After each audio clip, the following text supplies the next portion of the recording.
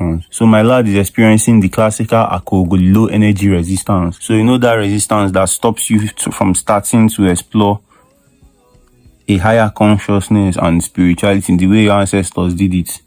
Yeah, that resistance is what you're struggling with. And that resistance will hold you. They will hold you back. If you don't force yourself to do the work that you're not feeling like, when you're not feeling like it, they will hold you down. They will hold you back until your life spoil. So I ran into him and we talked and we even communed. We shared some fruits that I had. Then I continued to the market. I got to the market and the woman selling birds, one of the women selling birds, intentionally sold me a hen that a wing had been freshly cut off.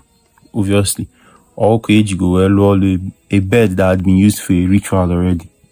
So some fucked up shit. So obviously this fucked with my energy. This messed my energy up. I fixed it eventually, but I had to now